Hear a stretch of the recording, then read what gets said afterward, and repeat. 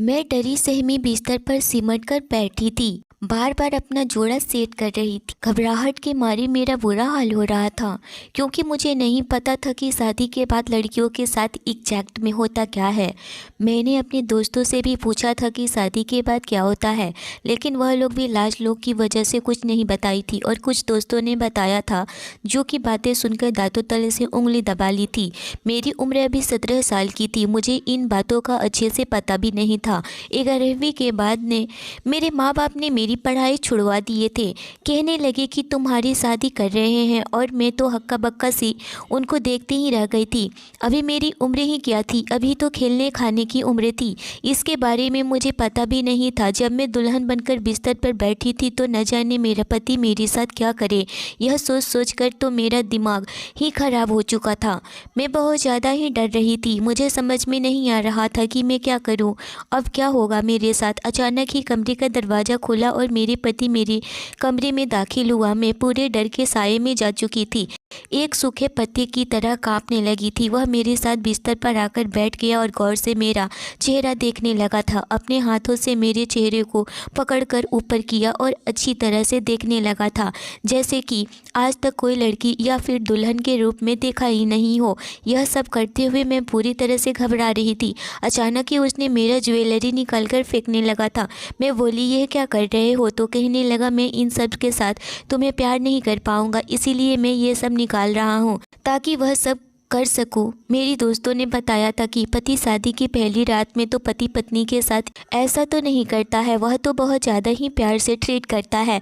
मगर मेरा पति तो बड़ा ही हार्ड टाइप का था। उसने छूने से भी प्यार जैसी कोई भी बात नहीं थी, कोई फीलिंग्स नहीं थी। मेरा झुमका फेंकने के बाद उसने मेरी चूड़ियाँ भी उतार कर फेंक दिया था और मैं हक्का बक्का सी बस उसे ही देखते रह गई थी।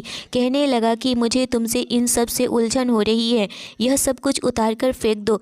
उसने मेरा दुपट्टा भी उतार कर फेंक दिया था। मेरे सारे गहने उतार कर इधर उधर फेंक कर कमरे में फैला दिया था। मैं बिल्कुल डरी सी हालत में उसे देखे जा रही थी, मगर उसने इस पर भी रुका नहीं। उस एकदम से हवस सवार हो गया था। कहने लगा कि मैं तुम्हारा पति हूँ, तुमसे प्यार करना चाहता हूँ, तुम्हें छूना चाहता हूँ। अपनी शादी का यह भारी भरकम ड्रेस हटाओ, मैं तुम्हें देखना चाहता हूँ। और मैं परेशान हो गई थी। घबराहट के मारे मेरा दिल जोर जोर से धड़कने लगा था।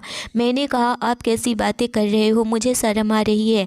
कहने लगा कि तुम मेरी बीवी हो, शर्माने की क्या ज़रूरत है, जो कह रहा हूँ वह कर, वरना मैं खुद कर लूँगा। यह कहते ही वह उठा और धीरे धीरे मेरे करीब आया। कहने लगा, यह सुनकर के मैं खिड़कियों के पास चली गई और वहाँ से मैं जैसे ही कूदने की कोशिश की, मेरा पति मेरे को जोर से पकड़ लिया और बोला, तुम ऐसे कैसे भाग सकती हो?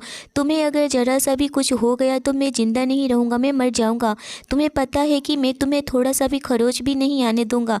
लेकिन हाँ, अगर मैं जो चाहूँ वह कर सकता हूँ, यानी कि मेरी तकलीफ़ को तुम बर्दाश्त करोगी, लेकिन तुम्हें किसी और चीज़ से तकलीफ़ हो, यह मैं बर्दाश्त नहीं कर सकता हूँ। मैं खुद जीते जी मर जाऊँगा।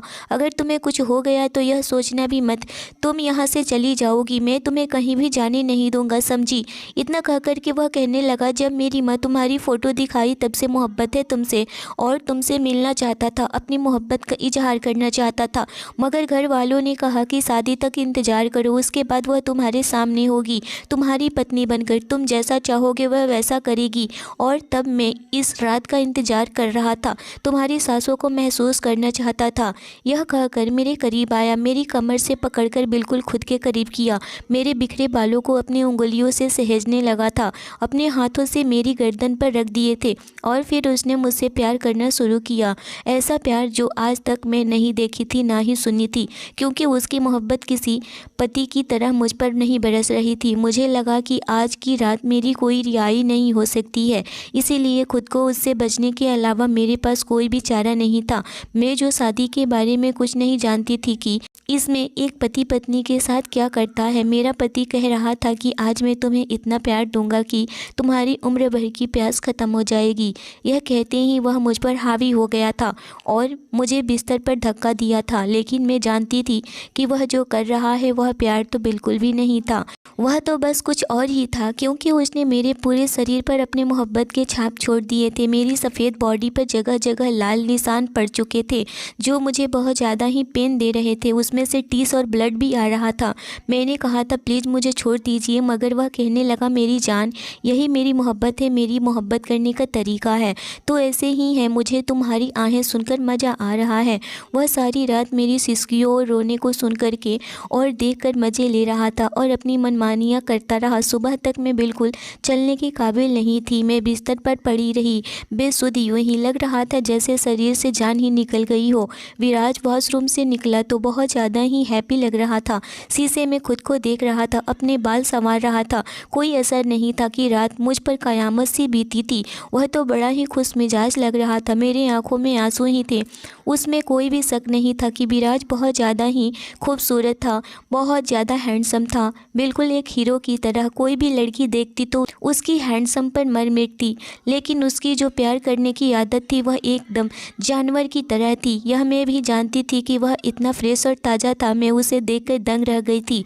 उसने मुझे देखा और कहा, संजना यार, अभी तक बिस्तर पर ही पड़ी हो, जल्दी से उठो, फ्रेश हो जाओ। माँ 2 बार नाश्ते का पूछ कर चली गई हैं, अब तीसरी बार आने वाली होंगी। तुम्हें इस हालत में देखेंगे तो मुझे ही डांटेंगी।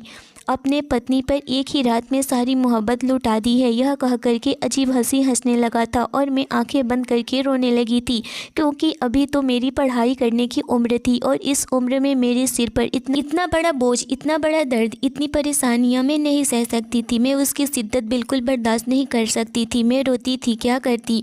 मुझे यूं ही रोता देखकर वह तड़पा था। जल्दी से मेरे पास आया, मेरा हाथ पकड़कर चूमने लगा, कहने लगा प्लीज़ यार संजना, इस तरह मत रो, मुझे तकलीफ़ हो रही है। उसने अपने हाथों से मेरे आंसू पोंछे थे। उसके हाथ मेरी गर्दन से नीचे सरकने लगे थे। उसके इरादे सही नहीं थे। मैं कांप उठी थी। एक बार फिर से वही सब करना चाह रहा था। मैंने नाइटी पहना हुआ था और मेरी खूबसूरती देखकर वह एक बार फिर से अपने होश खोने लगा था।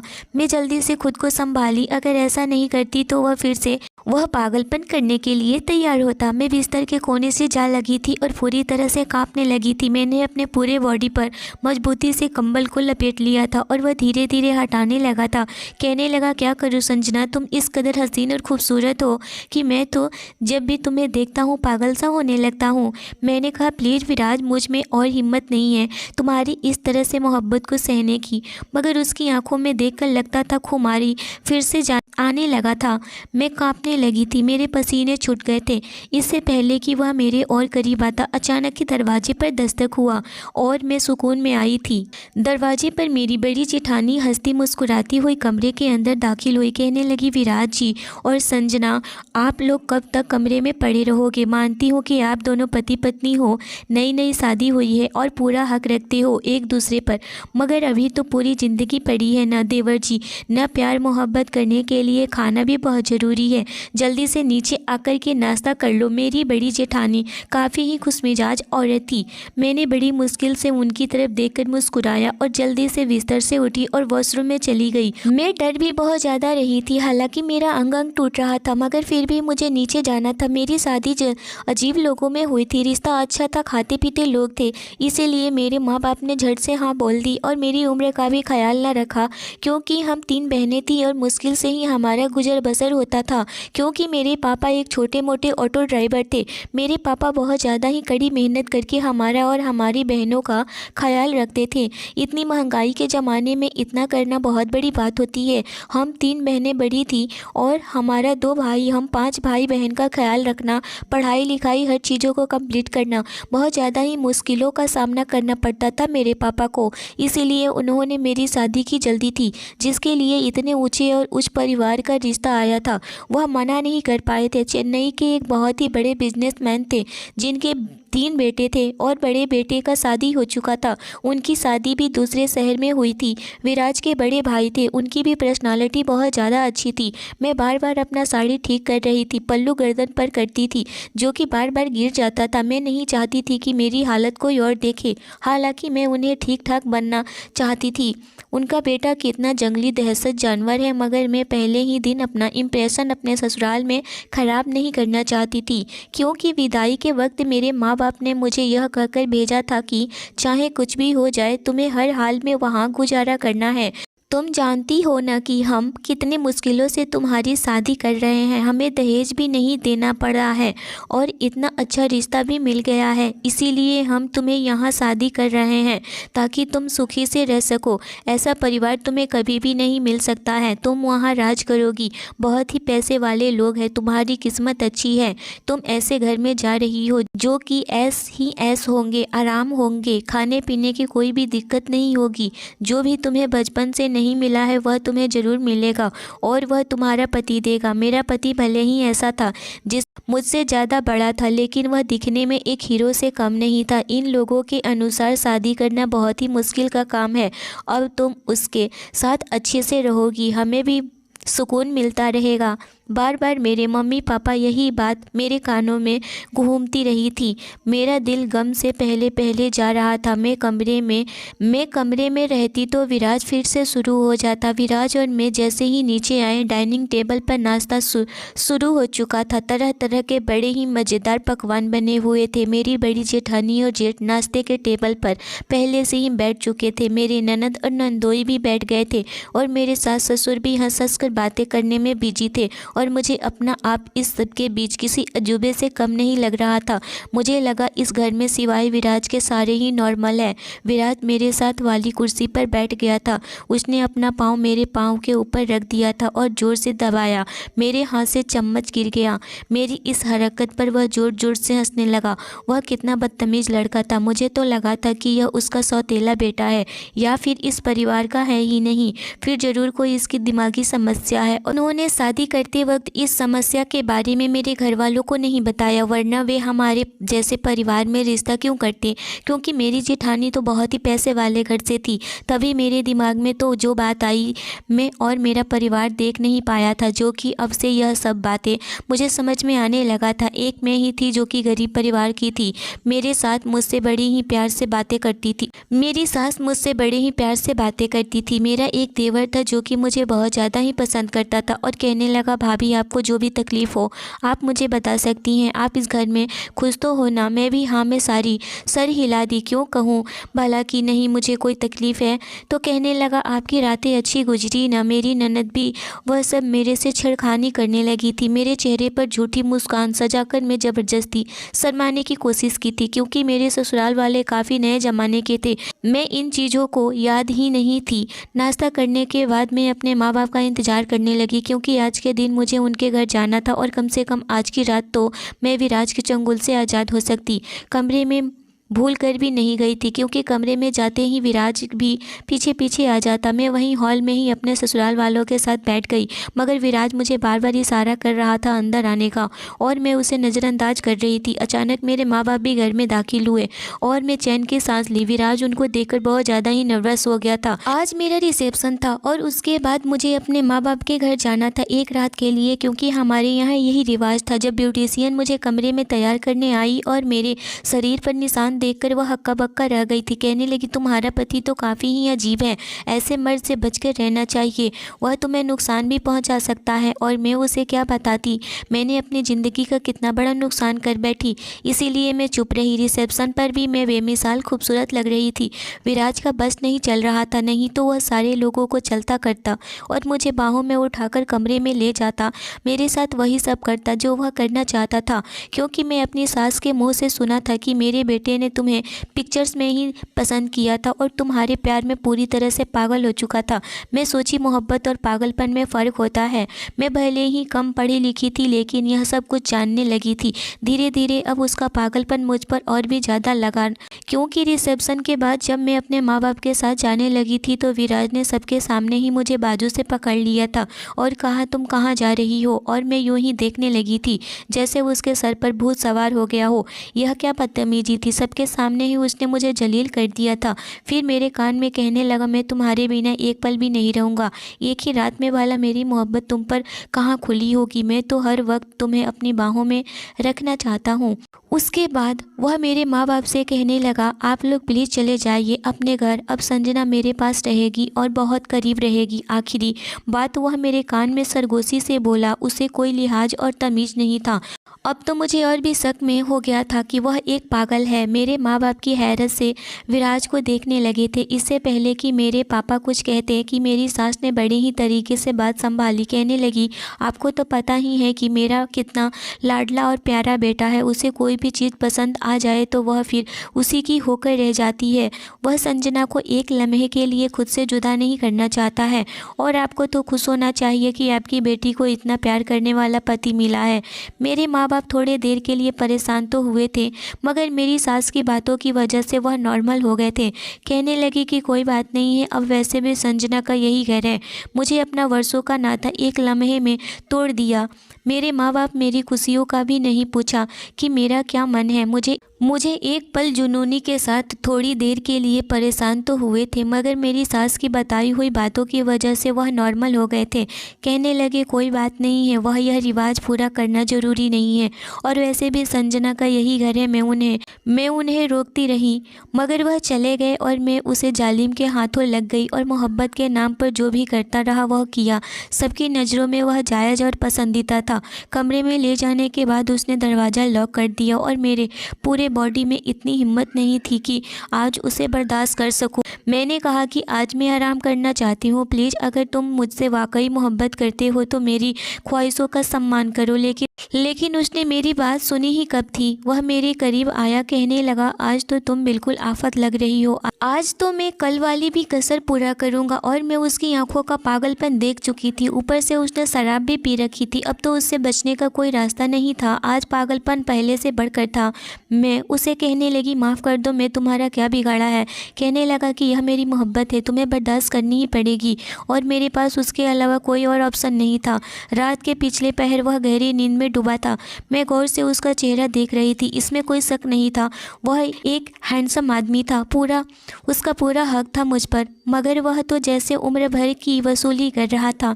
एक रात में ही मैं वहाँ से निकल जाना चाहती थी, उससे दूर रहना चाहती थी, क्योंकि उसने तो आज रात मुझे मेरे माँ बाप के सामने भी नहीं जाने दिया था। मुझे उनकी याद आ रही थी। मैं दबे कदमों से कमरे से निकली। सुबह के उजाले होने ही वाले थे। सब लोग अभी सो रहे थे। मैंने टैक्सी रुकवाई और उसमें बैठकर अपने मायके चली गई। मेरे माँ बाप हैरान थे कि बेटा क्या बात है, तुम इस वक्त खैरियत तो है ना। मैंने कहा, यह मेरा घर है, क्या मैं यहाँ पर अपने घर नहीं आ सकती हूँ? क्योंकि मुझे भी अपने माँ बाप से गिला था कि वह मुझे साथ क्यों नहीं लाए थे। मेरी माँ ने मुझे गले लगा लिया। कहने लगी, पगली, तुम्हें तो खुश होना चाहिए कि विराज किस कदर तुमसे मोहब्बत करता है, जान देता है तुम पर। हम तो उसकी मोहब्बत देखकर हैरान हो गए थे, इसीलिए साथ नहीं लेकर आए, और तुम बिन बताए क्यों आ गई? विराज परेशान होगा। मैं बोली कि अब कुछ दिन यहीं आराम करना चाहती हूँ। शादी के हंगामा में मैं थक चुकी हूँ, और बात भी सही थी कि शादी की भाग दौड़ में मुझे आराम का समय भी नहीं मिला था। मैं तो अपने बिस्तर पर आ गई थी और मैं गहरी नींद में सो गई थी। हालत भी मेरी सही नहीं थी, विराज सोने भी नहीं दिया था। सुबह उठी तो मेरे सास ससुर मेरे घर पर पहुँच चुके थे। मेरी सास मेरे कमरे में आई और कहने लगी, यह क्या तरीका है, तुम बिन बताए चली आई, कम से कम मुझे तो बता देती। और वैसे भी विराज तुमसे बहुत ही प्यार करता है, और ऐसा पति तो खुशकिस्मत लड़कियों को मिलता है। तुम्हें उसके साथ अच्छा नहीं किया है, उसे बिना बताए आ गई हो। पता है वह पागलों की तरह तुम्हें ढूंढ रहा है। अचानक उसका पैर फिसल गया और उसका हाथ और पांव टूट गया है, अस्पताल में पड़ा है। फिर भी संजना संजना पुकारे जा रहा है। तुम प्लीज़ अभी चलो हमारे साथ, वरना वह तुम्हारे पीछे आ जाएगा इस हालत में भी। मैंने कहा, मेरी हालत भी आपके बेटे से अच्छी नहीं है, वह बिल्कुल पागल है, मुझे ऐसे इंसान के साथ नहीं रहना है। यह कहते हुए मैंने अपने दुपट्टे नीचे करके अपने सारे जख्म अपनी सास को दिखा दिए, और वह सब देखकर सदमे में आ गई थी। कहने लगी, शायद गलती मेरी है, मैं ही विराज को तुम्हारे पास भेजने से पहले मेडिसिन नहीं दी थी। दरअसल वह थोड़ा सा भावुक इंसान है, उसे अपने इमोशंस को कंट्रोल करना नहीं आता है, उसे दिमागी बीमारी है। हमने बहुत सारे डॉक्टर से उसका इलाज करवाया, इसका थोड़ा दिमागी संतुलन सही नहीं रहता है।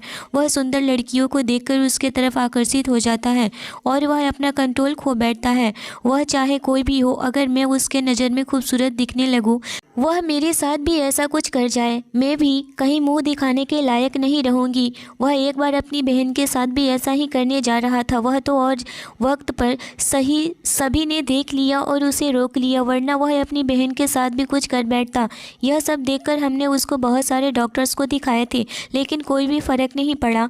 कुछ समझ में नहीं आया कि क्या हुआ है, और मैं अपनी सास की बातें सुनकर हैरान हो गई थी। क्या मेरा शक सही था? वह वाकई एक मानसिक मरीज था और वह बेहद पागल था। इसमें और पागल इंसानों में कोई भी फ़र्क नहीं था। मैंने कहा, इसीलिए आपने सोचा कि उसकी शादी कर देते हैं ताकि वह अपना पागलपन अपनी पत्नी पर दिखाएगा। मैंने जैसे अपनी सास पर बात कस दी थी। वह कहने लगी कि मैं तुमसे माफ़ी मांगती हूँ बेटा, मगर उसे छोड़ने की गलती मत करना, क्योंकि वह तुम्हारे बारे में बहुत ज़्यादा ही पॉजेसिव है। अभी तो वह बेहोश पड़ा हुआ है, जब उसे होश आएगा तो वह तुम्हारा नाम सबसे पहले लेगा। इसीलिए मैं तुम्हारे पास आई हूँ, तुम्हारी मिन्नतें कर रही हूँ। प्लीज़ उसे छोड़ने की कोशिश मत करो। मैं तुमसे वादा करती हूँ वह आइंदा तुम्हारे साथ ऐसा सुलूक नहीं करेगा। कहने लगी, अगर तुम्हें उसे छोड़ दिया तो फिर तुम्हें कौन अपनाएगा? तुम गरीब लड़की हो, तुम्हें अपने माँ बाप के बारे में सोचना चाहिए, अपनी बहनों के बारे में सोचना चाहिए, उन्हें पढ़ाई लिखाई के बारे में सोचना चाहिए, और तुम भी तो पढ़ना चाहती हो ना आगे। यह सब सुनकर के मैं भी सोच में पड़ गई थी, मेरी बहनों का क्या होगा? अगर मैं सच में यहाँ पर आ गई तो मेरे माँ बाप की टेंशन बढ़ जाएगी मेरी वजह से, और मैं ऐसा होने नहीं देना चाहती थी। मेरे माँ बाप ने ही मेरी बड़ी मुश्किल से शादी की थी। दोबारा मेरी शादी करना उनके बस की बात नहीं है, और एक बार तलाक का टैग लग गया तो कोई भी मर्द मुझे आसानी से अपनाएगा नहीं, वह भी गलत नज़र से ही देखेगा। मेरी सास रोज़ फ़ोन करती थी, और विराज तुम्हारे बारे में पूछ रहा है, वह तुम्हें देखना चाहता है, तुमसे मिलना चाहता है, तुमसे माफ़ी मांगना चाहता है, प्लीज़ वापस आ जाओ। और मैं वापस जाने का सोचने लगी। मैंने सोचा शायद अब तक उसे अकल आ गई होगी, अगर वह मुझ पर अत्याचार करेगा तो मैं भी मारूंगी या हमेशा के लिए दूर हो जाऊंगी। जब मैं वापस घर गई तो विराज बिल्कुल गुमसुम सा कमरे में बैठा था। वह देखने में बेहद ही खूबसूरत मर्द था। अगर उसमें जुनून न होता तो कोई भी लड़की उसकी संगत में खुद को दुनिया की सबसे खुशकिस्मत लड़की समझती। धीरे धीरे कदम उठाकर उसके करीब गई, उसके पास बैठी, उसके माथे पर हाथ लगा जहाँ पर पट्टी बंधी थी। वह एकदम से मुझे बड़ी ही मोहब्बत से देखने लगा था। उसने मेरे हाथ को थाम लिया और चूम लिया। कहने लगा, कहाँ कहाँ जख्म लगाए हैं मैं तुम्हें दिखाऊं मुझे। वह इतनी मोहब्बत से कहा था कि मेरा दिल पिघलने लगा था, मेरी आंखों से आंसू बहने लगे थे। उसने मेरा चेहरा दोनों हाथों से थाम लिया था और मुझे चूमने लगा था। कहने लगा, संजना, मैं तुम्हारे बिना मर जाऊंगा, प्लीज़ मुझे छोड़कर मत जाना। जब मैं इस हालत में होता हूँ तो मुझे खुद अपने आप पर होश नहीं रहता है। बाद में मुझे मम्मी ने बताया कि वह इस वक्त बिल्कुल ही नॉर्मल इंसानों की तरह बात कर रहा था। मैं भी उसे मोहब्बत भरी नज़रों से देख रही थी, क्योंकि वह मेरा पति था। मैंने दिल से उसकी मोहब्बत होना प्राकृतिक बात थी। कहने लगा कि मैं तुमसे वादा करता, आज के बाद मैं तुम्हें कोई भी तकलीफ़ नहीं दूंगा, मगर मुझे छोड़कर मत जाना। और फिर उसने मुझे हाथ भी नहीं लगाया, बल्कि मेरे जख्मों पर दवा लगाई, मुझसे माफ़ी भी मांगा। सच में मैं आज दिल ही दिल में खुश हो रही थी कि मैं उसे रोज़ाना समय पर दवाई देती, क्योंकि एक दिन भी न देने पर उसे फिर से पागलपन सवार होने लगता। मैं ना देने वाला सोच भी नहीं सकती थी। एक दिन किचन में काम कर रही थी तो मेरे पूरे हाथ पर गर्मा गर्म दूध गिर गया। मेरा हाथ पूरी तरह से जल चुका था। जब विराज ने देखा तो वह बहुत ज़्यादा ही घबरा गया था और फ़ौरन से डॉक्टर को बुलाया। डॉक्टर ने आया तो बैंडेज ड्रेसिंग कर दिया और बोला कि फ़िलहाल इनको दवा दे रहा हूँ और इनका ख्याल रखा जाए, नहीं तो इन्फेक्शन होने का डर है और पूरे हाथ को काटना पड़ सकता है। काफ़ी ज़्यादा ही जल गया था हाथ। यह सुनकर विराज पूरी तरह से घबरा गया था। अचानक इस रात मैंने दवाई देना भूल गई थी। उस दिन तो मेरी यह हाल हो जाएगी। वह मेरे साथ रात भर जानवरों की तरह वह सब करता रहा। मैं सोची भी नहीं थी कि मेरी सास और ससुर ने बोले कि बेटा तुम टेंशन मत लो, तुम अब यहीं रहोगी, लेकिन विराज यहाँ नहीं रहेगा। मेरा बेटा, मेरा छोटा देवर अमेरिका में पढ़ाई करता था। मेरी सास ससुर ने विराज को भी अमेरिका भेज दिया था। जीत ने ही बोला था कि भैया यहाँ पर भेज दिया जाए, वह मैं उनका इलाज करवाऊँगा। और विराज नहीं जा रहा था मुझे छोड़कर। वह बोल रहा था मैं तुम्हें साथ लेकर जाऊँगा, लेकिन मैं तो कहीं छुप गई थी घर में। मेरे जेठ जी ने विराज को ज़बरदस्ती लेकर गए थे। वह 1 साल बाद आए, और जब वह आए तो ऐसा लग रहा था जैसे कि वह विराज है ही नहीं जिसे मैंने देखी थी। इतना चेंज कि मैं सोची कि कोई दूसरा इंसान है। वह वाकई में पूरी तरह से बदल चुके थे। यहाँ तक कि मेरे सास ससुर भी अपने बेटे को पहचानने में धोखा खा रहे थे। जैसे हैंडसम थे वैसे ही पर्सनालिटी बन चुका था और वह जब मेरे सामने आए तो मैं देखी कि अब उनकी आंखों में पहले की तरह जुनून नहीं थे। अब तो वह बिल्कुल नॉर्मल इंसान थे। यह देखकर मैं पूरी तरह से सुकून में हो गई थी।